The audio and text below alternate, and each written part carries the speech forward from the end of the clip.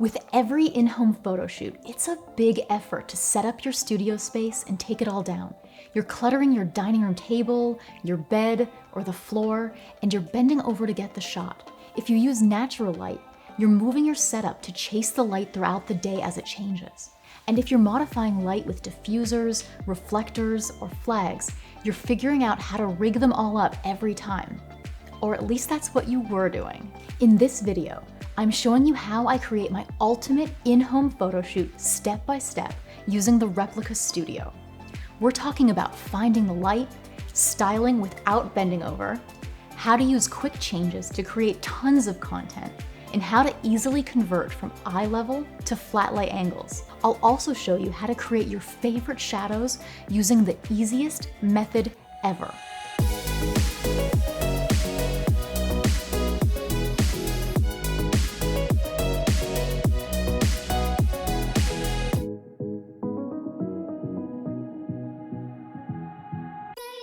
Hey guys, Mandy of Replica here. In this video, I'm showing you the exact steps I use to set up my ultimate photo shoot using my Replica Studio.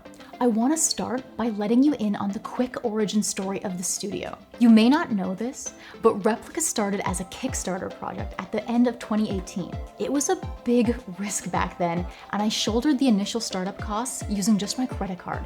Replica got so much support from the Kickstarter campaign that we were able to fulfill and place our very first order of surfaces. Since then, the team and I have devoted ourselves to giving you so much more than backdrops through educational content like this video and my photo formula course, exciting stuff like photo challenges and limited releases, and the most supportive Facebook community out there.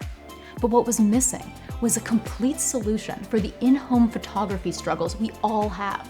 I saw you guys struggling with small spaces and low tables. You were chasing the natural light and you never had a dedicated place to shoot. And I was struggling with all of those things too. So at the end of 2020, when Replica was a toddler and when product design was the most challenging it's ever been thanks to material shortages and supply chain issues, I started designing the Replica Studio. Despite all of those challenges, I refused to compromise on features and quality, and I am so proud of what we've created. These are the actual first concept drawings when it was just a table. And after a few designs, we got to this, with a rolling tripod base, adjustable height, and 4 corners to hold vertical surfaces and reflectors. So now that you know a little bit about the backstory, let's dive into how to set up your ultimate photo shoot. The first step is to find your best light. To do this, set up a simple eye-level scene like this and take the same photo every hour during the times you're available to shoot. Then compare photos and decide which shadows and light you like best. If you have more than one good window, do the same test for both windows. The studio's locking wheels make it super easy to move from one window to the other and then lock it in place. I also love that if my light changes during a shoot, I just roll my studio to a new location without deconstructing my scene. And when I photograph food, I can set up my scene in the kitchen and then roll my studio over to the window. Once I've chosen my window, I raise the height of my studio platform so that I can stand up straight while shooting eye-level shots. Just for reference, I'm 5'7", and the platform can raise up even higher than this so that no one has to bend over. The adjustable height was a must-have feature for me because not only does it spare your back, it also elevates your scene to the level of high windows. So there's no more stacking your surfaces on your office printer to raise them up like one of our Replica VIP members used to do. Next, select the 2 surfaces you want to start with and slide them into place. Horizontal surfaces fit snugly onto the platform, and vertical surfaces glide into the corner grooves like a dream. We actually high-fived when we felt the glide for the first time because it was so challenging to get that perfect, snug, smooth balance, but we made it happen. Now you can style away. For videos on my favorite styling techniques, you can check out the links below. After my scene is styled, I observe 3 things about my shadows: location, shape, and quality. Shadow location depends on 2 things: prop position and light position. If you're shooting objects of different heights, Make sure a shadow from a tall object isn't landing on a short object and obscuring it. In this photo, you can tell the light source is on the right because the shadow from the bottle is landing on the left and covering the shorter lavender dish. To fix that, your first option is to swap object position like this. But if you do that, that changes the composition you already decided you liked. That's where the Studio's swivel function comes in. All I have to do is turn the platform so that the light comes from the other side. Now the shadows land on the right and the lavender is no longer shadowed by the bottle. Next, I assess shadow shape. Shape depends on the angle of your light.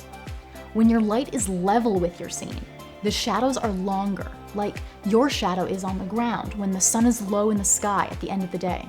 When you raise your light and angle it downward, the shadows shorten, like your shadow is on the ground at noon when the sun is overhead. Of course, if I'm using natural light, I can't raise the window. What I can do is lower the height of the platform below the windowsill so that the window light hits the scene from above. Finally, I assess the quality of my light. This doesn't mean whether the light is good or bad, it means whether it's hard or soft. I talk all about hard and soft light in my natural lighting video, which I'll link to below. But here's the summary. Hard light creates crisp shadows with a sharp transition between the shadow and the background. You could easily trace the border with a pencil. Soft light creates subtler shadows that blend gradually into the background. You really can't trace its exact border. The quality of shadows is determined by two things: light distance and light size. Distant light sources create harder shadows, while close light sources create softer ones. So, to achieve soft shadows, place your studio right next to the window. To create harder shadows, just roll your studio further from the window. Way easier than picking up a dining room table. Speaking of dining room tables, I actually used to have to take the legs off of mine to get it through the doorway and into the room with the big window. So the studio is a big deal for my photography too. Since the distance thing isn't intuitive, prove it to yourself by playing shadow puppets. Hold your fingers up like this, about 6 inches in front of a wall. Use the flashlight of your phone to cast a shadow. Keeping your fingers still, move the flashlight to change the distance between the light and your fingers. The farther away you move the light, the harder and smaller the shadow gets. Anytime this concept gets fuzzy in my brain, I do these shadow puppets again to solidify everything, so feel free to do the same. Light size is the other thing that determines whether your shadows are hard or soft. Small light sources, like a ring light or a phone camera flash, create hard light. They concentrate an amount of light over a small area. Large sources, like big windows or big artificial softboxes, create soft light because they disperse the amount of light over a greater area. Of course, you can't make your window bigger, but there are two things you can do to soften your light. Use a diffuser, use a reflector, or both.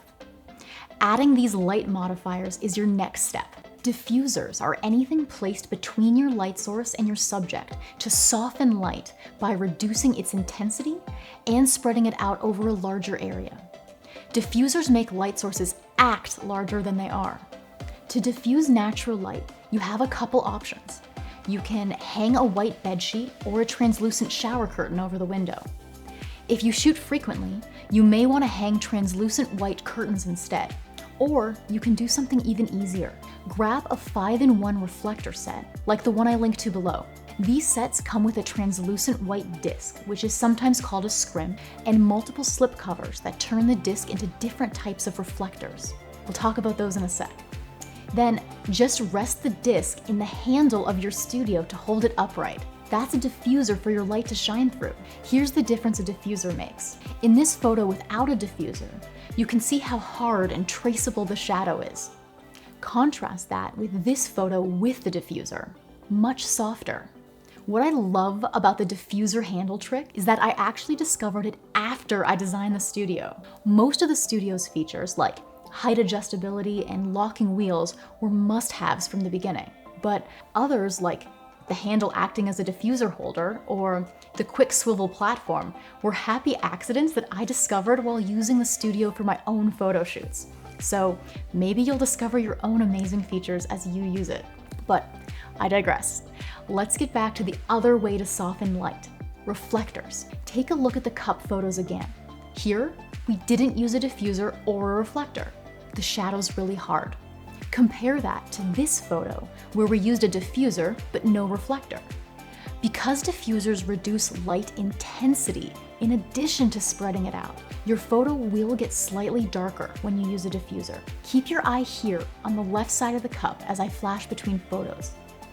In the diffuser photo, the shadow softens, but the whole photo darkens a bit, and the left side of the cup gets darker because the diffuser blocks some light from passing through.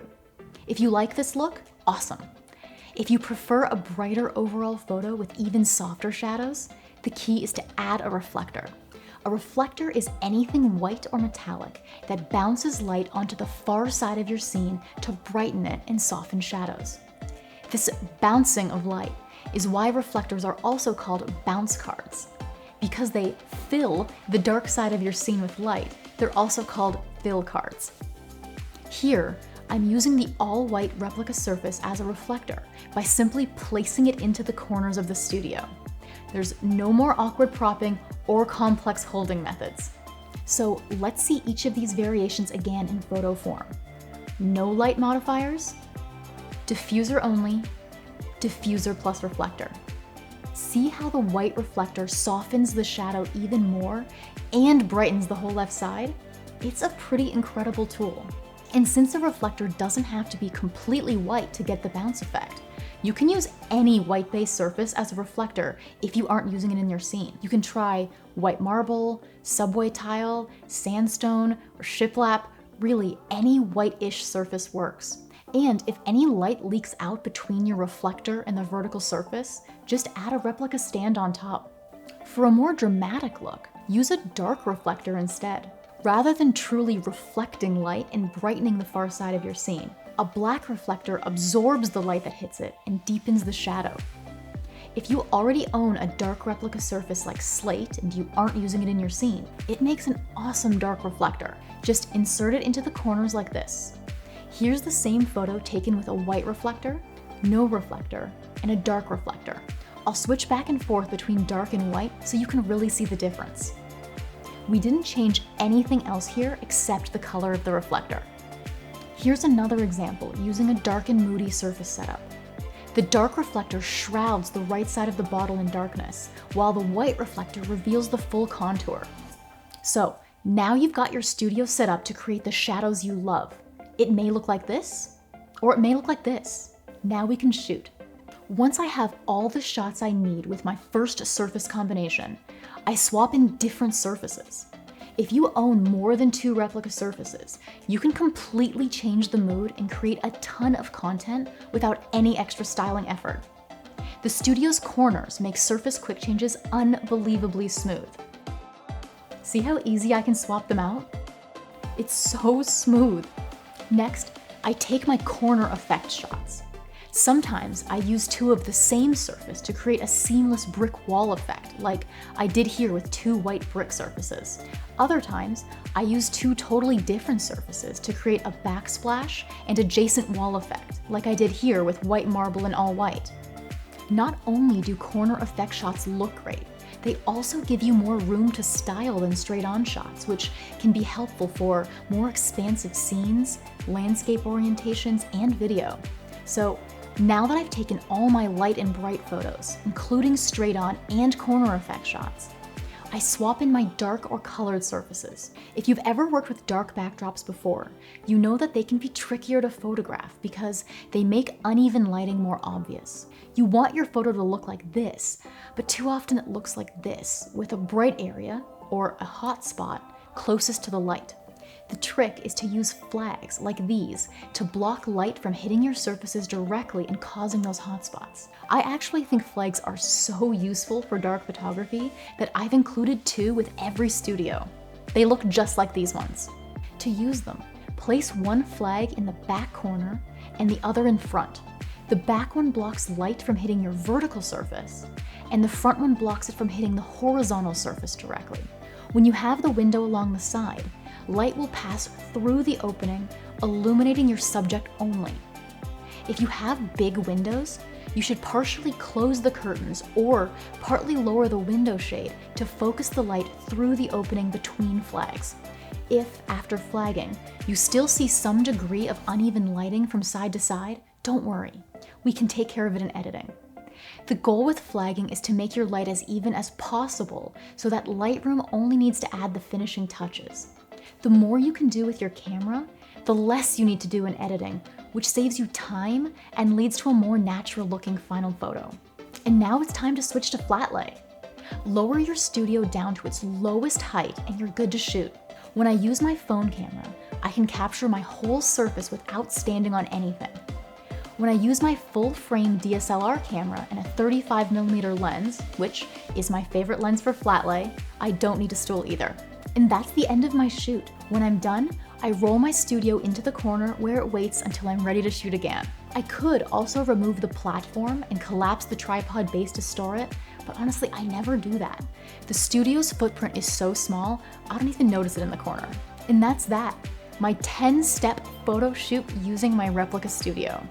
What's funny is that we were calling it the Replica table when we first started designing it, but as you just saw, it evolved into so much more than a table, and it solves so many more problems than a table ever could. It really is a mobile studio. So thanks for watching. For more info on the Replica Studio, click below. And if you enjoyed my teaching style, consider enrolling in my photo formula course. It's a comprehensive 29-lesson course that helps you develop your personalized photo shoot formula step by step. I'll link to that below too.